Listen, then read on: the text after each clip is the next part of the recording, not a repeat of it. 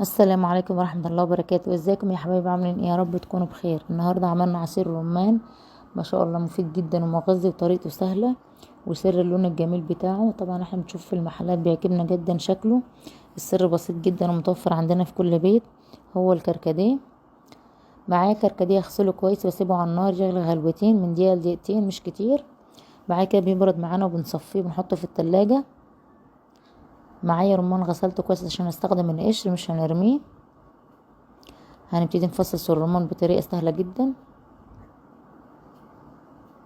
طبعا يفضل ان احنا نلبس جوانتي لان هو بيسود الايد شوية، انا ما كانش متوفر عندي.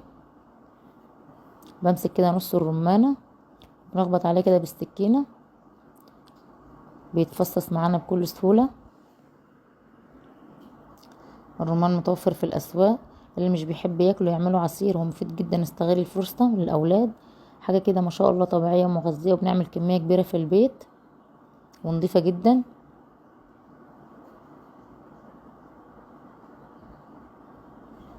قشر الرمان ده انا زي ما قلت لكم مش هرميه، انا هنشفه وبعد كده بضربه في مطحنة الخلاط وبشيله في البيت. مفيد جدا للقولون وامراض كتيرة. لو دخلتوا على النت وعملتوا بحث لقشور الرمان هتلاقوا مفيدة جدا جدا لامراض كتير، وبيتباع برضو عند العطارين جاهز.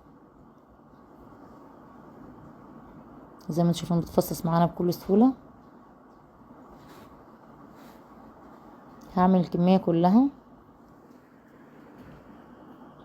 خلاص كده خلصنا الكمية بالشكل ده، والقشر طبعا هنشيله زي ما قلنا.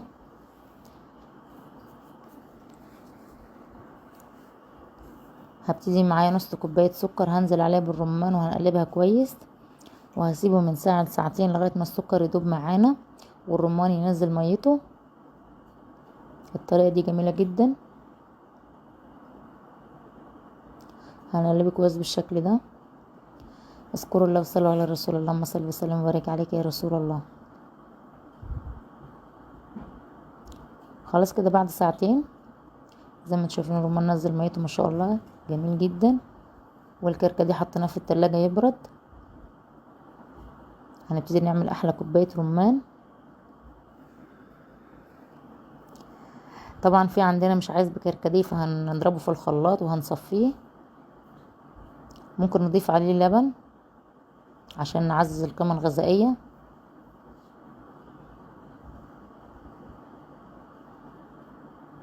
هنزل عليه كده بعصير الكركديه، هو ده سر اللون، بسيط جدا.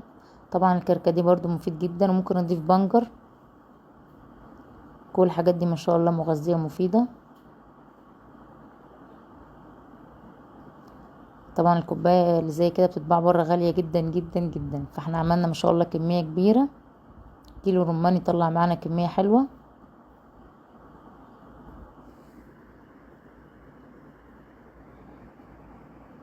حابب انسوش اللايك والاشتراك في القناه. معانا رمان، ده مش اللي انا حاطه عليه سكر، ده رمان تاني. حوالي كده كوبايه من الرمان هنزل عليه بمعلقتين سكر، نص كوبايه ميه او كوبايه ميه، ونضربهم في الخلاط كويس او في الكبه. بعد كده بنصفيهم. احلى عصير رمان.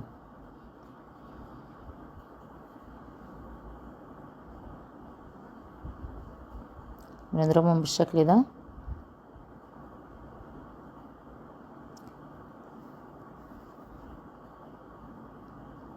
هنبتدي نصفيه بالمصفى. ريحته جميله جدا. انا بحب الرمان بس مش بحب اكله، بحب اشربه عصير، عشان لما باكله بحس كده بمزازه عاليه.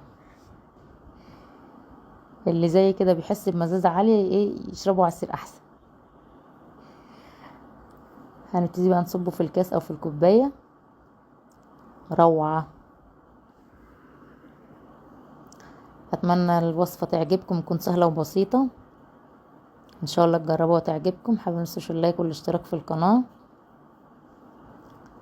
دمتم في امان الله، والسلام عليكم ورحمه الله وبركاته.